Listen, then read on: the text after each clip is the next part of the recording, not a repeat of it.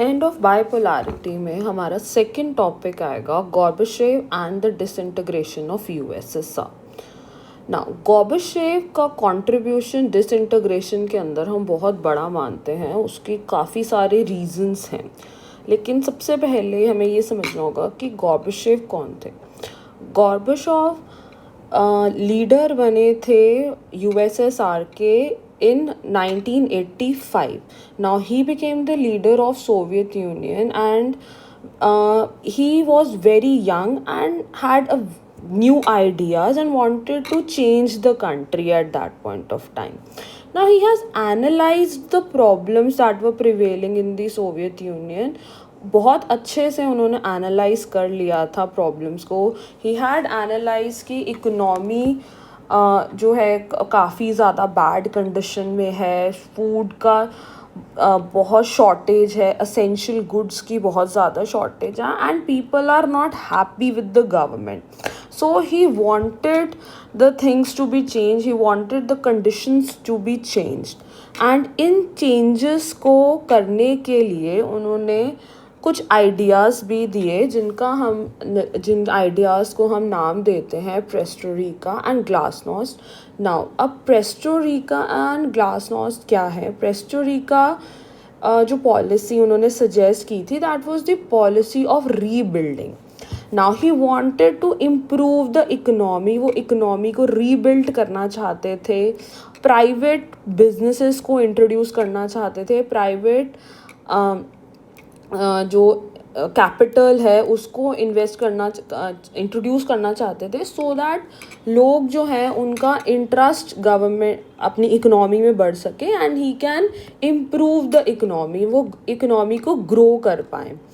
तो ये उनका फर्स्ट आइडिया था। And second idea that he gave was openness. He wanted some democracy in the system and he also wanted कि जो USA के साथ उनके रिलेशंस हैं वो भी बेटर हो पाएँ, सो दैट जो अमाउंट आर्म रेस के अंदर लग रहा था वो अमाउंट कंट्री के डेवलपमेंट में लगाया जा सके।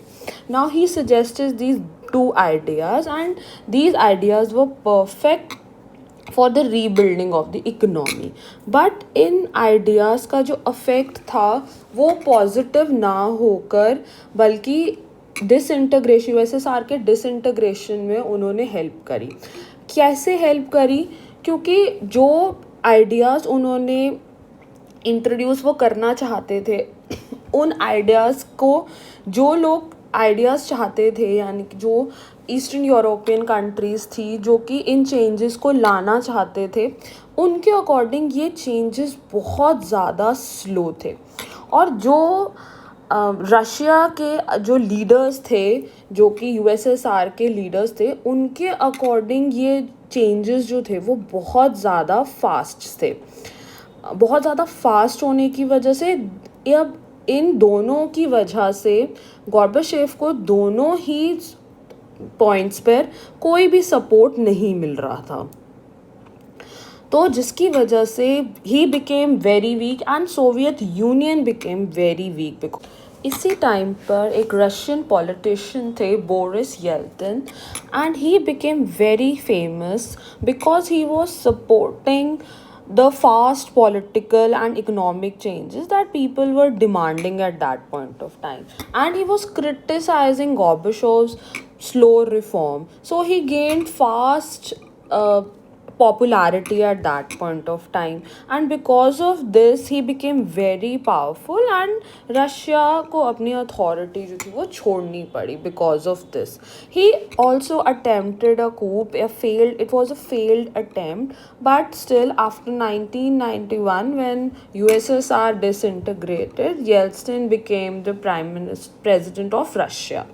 Now he also served for the next 8 years. ये सारे रीजंस बने सोवियत यूनियन के डिसइंटीग्रेशन के, एंड अल्टीमेटली 1991 में सोवियत यूनियन का डिसइंटीग्रेशन हो गया।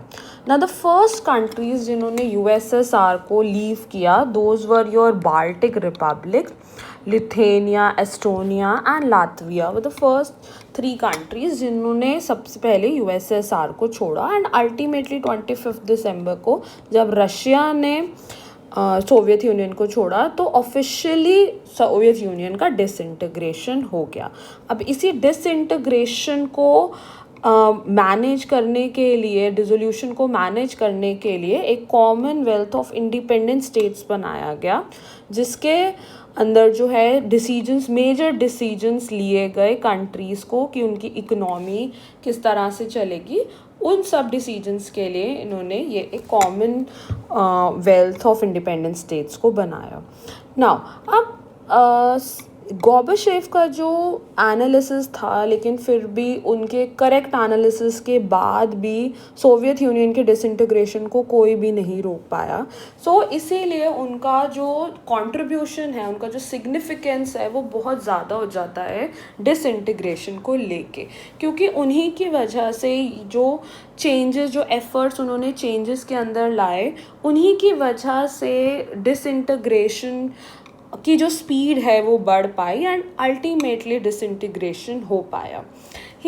उनकी जो पॉलिसीज़ थी, उन्होंने डिक्टेटरशिप को एंड किया एंड फ्रीडम को इंट्रोड्यूस किया लोगों के अंदर, सो दैट जो नेक्स्ट कंट्रीज जो बनी, दे वर being made on his policy. Now this end of the Soviet Union के बाद वर्ल्ड की जो पॉलिटिक्स है, that changed forever.